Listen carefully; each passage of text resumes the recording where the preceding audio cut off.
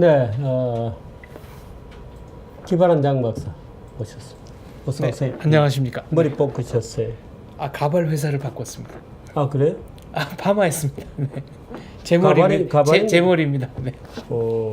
파마를 하셨죠. 네. 예쁘네요. 잘 됐습니다. 예. 저도 파마를 해볼까 싶은데. 저랑 같이 하시죠. 네. 저는 염색까지 하라는 거를 변신은 순차적으로 하겠다 그래서 거절하고. 지금 염색한 거 아니잖아요. 이건 제 머리고요. 다크 브라운으로 염색을 하라고 가을이니까. 네. 사장님이 영업을 잘 하시더라고요. 그냥 머리를 자르러 갔는데 파마를 하면은 훨씬 멋있을 거다. 그리고 이제 파마 약을 해서 이제 모양이 잡혀가니까 염색까지 하면 더 멋있을 거다. 남자가 하는 파마도 여자처럼 이렇게 말고 그러나요? 예, 그럼요. 네. 원리는 그렇구나. 똑같습니다. 네. 똑같겠죠. 오늘 어떤 얘기 할까요? 오늘은 경술련, 그러니까 1910년에 있었던 한일 합방 얘기를 좀 해보고 싶습니다. 이게 8월 22일이냐, 8월 29일이냐를 놓고 예. 설이 좀 분분한데, 예. 8월 22일 날 그 이완용과 데라우치 통감 사이에 조약이 맺어집니다. 그리고 일주일 동안 공표를 하지 않다가 29일에 공표를 했기 때문에 어느 쪽으로 봐도 상관은 없습니다만 조약이 체결된 시점은 분명히 8월 22일이죠. 경술국치라는 말은 저는 싫어요. 이제 경술련의 나라에 치욕을 당했다라는 뜻인데 어떤 그러니까 점에서 경술련이라는 말을 요즘 안 쓰죠. 요즘 그 옛날에 십간 십이자면서 네. 점칠 때나 쓰는 말이지. 60간지 거의 안 쓰죠. 예, 60간지 가지고 점칠 때 쓰는 말이지. 그게 아무 의미도 없는데 지금도 경술국치라고 부르는 것은 저는 이 낡은 시대에 차라리 명나라 연호를 부르죠. 뭐 을사오적 이런 말, 처음에 싫어. 기미 3.1 독립선언 예. 이런 거. 네. 그냥 3.1 독립선언이지 무슨 이모군란. 기미년 무슨 뭐 예? 네. 그렇게 명칭을 정하는 거는 그 관념이 6.25 전까지는 조금 남아 있었던 것 같습니다. 그래서 그러니까 그 낡은 저 숫자 셈법이거든요. 그 유수의 출판사인 을류문화사, 그 을유년이 바로 해방된 해 1945년이어서 그렇게 이름을 지은 것으로 저는 들었습니다만. 그러니까 그런 저 장명 명명 방법이 좀 정근대적 세계관을 은연중에 내포하고 있어요. 갑자, 을축, 병인, 정묘 이렇게 나가는데 그렇게 해서 이 결국에는 누가 뭐라 그래도 주역은 점치는 책입니다. 누가 뭐라 그래도 주역은 철학책이라기보다는 점치는 책이에요. 거기에 대해서는 이제 물론 주역 하시는 분들은 펄쩍 뛸지 모르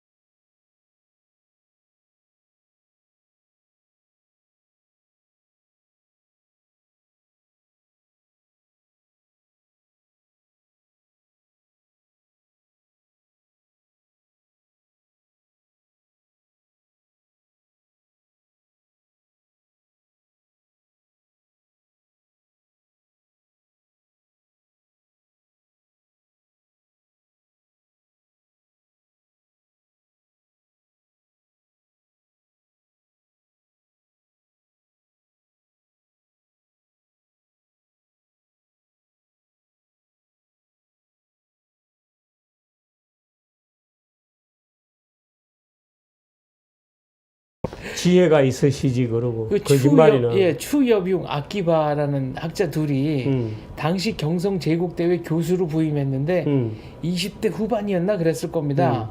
근데 둘 다였나 그 중에 한 사람이 옥스퍼드대에 나왔고요. 그러니까 일본에 갔더니 일본 동경대 그 교수들이 한국에 가서 한국의 민속학을 연구해라. 그래가지고 그 두 사람이 한국에 말하자면 가장 저변에 흐르는 종교인 샤머니즘, 그다음에 민속놀이 이런 거를 연구해가지고 기록도 남기고 필름도 뜨고 뭐 인터뷰도 하고 그래서 그렇죠. 예. 한국의 민속학을 공부하려면은 일본어를 몰라서는 공부가 안 되는 게 또 한동안에 참 웃지 못할 현실이기도 했습니다. 그게 바로 다카하시와 네.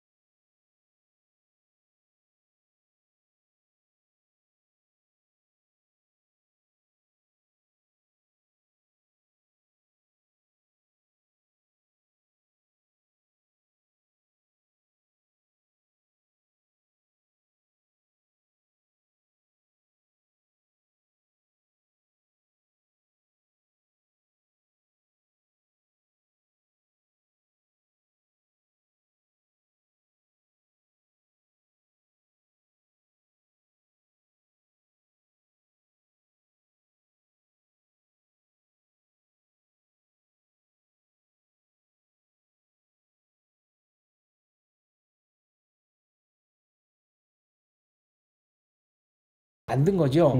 근데 이왕직이 허수가 아니었습니다. 그 당시 친임관이라고 해서 예. 일본 그 천황, 일본 왕이 직접 임명권을 수여하는 그 직책이 5개가 있었습니다. 예. 네, 그게 조선 총독, 조선군 사령관, 조선 경무총감, 경성 제국대 총장, 그리고 이왕직장입니다. 그러니까 그 포스트가 막강했고 준 돈도 이렇게나 많이 줘 하는 정도로 이제 돈을 1년에 150원 네. 줬죠. 1년에 150원 같으면 그 당시에 그 총독부 예산의 10%예요. 어마어마한 돈을 어마어마한 돈입니다. 일본에 있던 천황의 왕족들이 네. 보통 그때 10원을 받았다거든요. 네. 10원, 7원, 8원 뭐 약간씩은 다른데 10원 네. 이렇게 받았는데 소위 고종은 네. 150원을 받았죠. 그러니까 대우를 네. 정말 잘 받고 말하자면 그런 협상을 이완용이가 잘했죠. 고종이 시키는 대로 네. 이시왕가는 살려달라. 종묘는 보존하게 해달라. 네. 그렇게 해서 이제 종묘가 보존이 되고 이시왕가 패밀리들은 일본 제국의 새로운 왕족으로 편입이 됐는데 네. 그 이름이 이제 이왕으로 이왕으로, 됐대요. 네. 이왕. 그러니까 황제 밑에 왕이 있는 거니까요. 이 그러니까 왕이 천황 있는 밑에 겁니다. 왕이 네. 있는 거죠, 몇 명이. 그다음에 그 왕 밑에는 음. 신왕입니다. 음. 이 일본식 명칭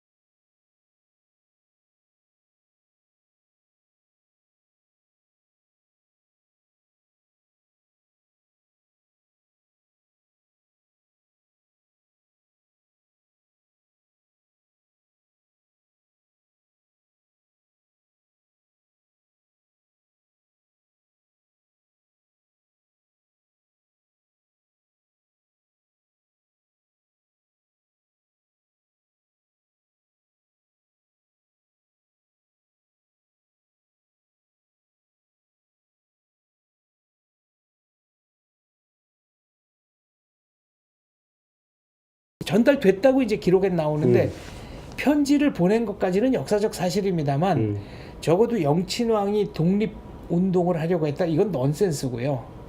그리고 이제 덕혜옹주 같은 경우도 역시 좀 넌센스죠. 덕혜옹주는 독립운동에 전혀 관심 없었습니다.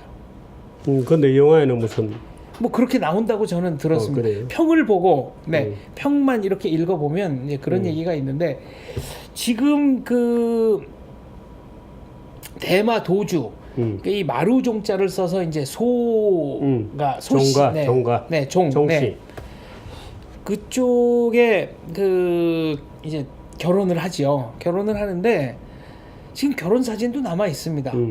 그래도 나름대로 이제 잘생긴 편이었고 그래도 끝까지 뭐 오히려 그 소씨 가문에서는 끝까지 이제 배려를 해준 거로 보이는데 한 기록에 보면 그때 대마도의 그 도주 가문이 거의 파산 직전이어서 그것 때문에 정략 결혼을 받아들였다는 얘기도 있고 그 결혼 봉축비가 지금 대마도에 있는 그 메인 항구인 이시하라에 가면 남아 있죠.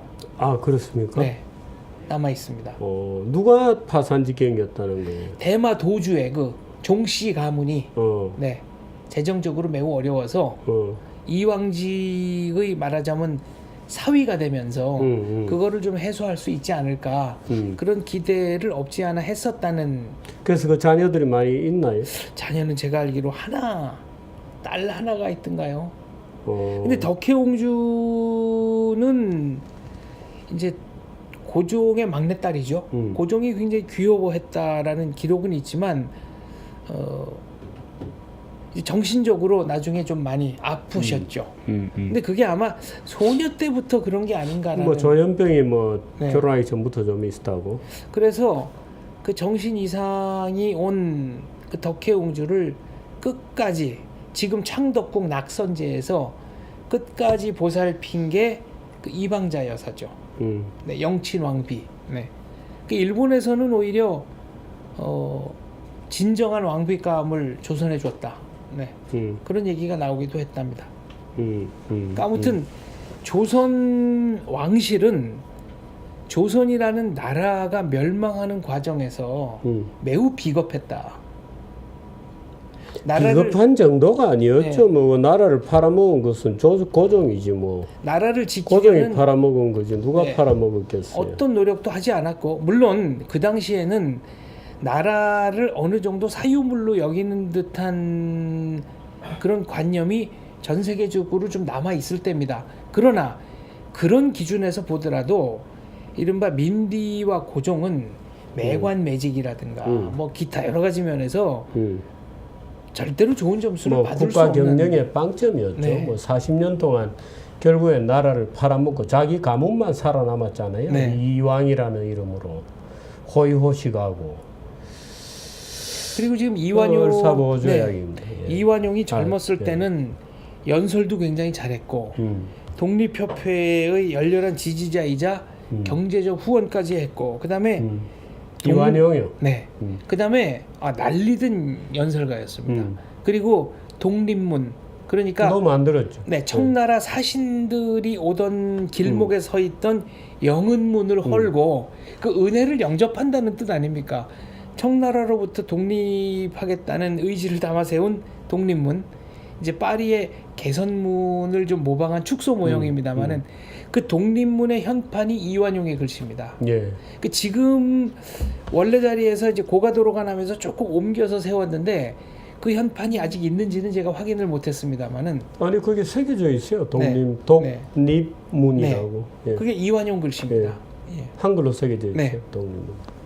한쪽은 아마 한자로 되어 있던가 한글로 새겨진 것도 있어요. 제 기억으로는. 독립문이었나 그렇죠? 독립문이에요. 네, 네. 독립문. 네. 아무튼 이게 이제 제가 알고 있는 역사의 진실인데 왜 이완용 한 사람이 이 모든 잘못을 뒤집어 써야 하는가? 이건 좀 언어 도단 아닙니까? 1919년 3.1운동 때 그럼 이제 왜 1945년 대한민국 1948년 대한민국 건국 때 공화국이 되고 왕당파가 몰락했느냐? 1919년 기미 독립 선언 때 복벽파라고 합니다. 이제 예. 왕정 복고파 전혀 참여 안 했습니다. 지분이 없는 겁니다. 근데 참여 안 한 이유가 그 왕을 없앤다니까 그런 거죠. 뭐. 근데 네. 근데 공화정 국가로 간다 그러니까 당연히 네. 빠지는 거죠. 근데 기미 독립 선언에 독립이라는 말을 쓰면 안 된다고 주장하는 사람이 있었다는 거죠. 일제를 몰아내고 중국과 혼연일체가 된 소중화로 가야 되는데 네. 그러니까 그런 기타 여러 가지 의미로 왕정 복고파가 전혀 참여하지 않았고 참여를 못했기 때문에 예. 1919년 기미 3.1운동 이후에 임시정부가 세워지면서 새로 올 나라의 국채는 공화국으로 한다라는 함의가 이미 널리 이제 퍼지게 된 거라고 저는 생각합니다. 근데 영친왕이 해외 그 여행 유럽 나갔을 때 혹시 영친왕을 모셔가지고 독립의 구심점으로 삼자는 주장도 있었던 거 보면은 여전히 말하자면 이 근대 국가에 대한 관념이 좀 희박했어요.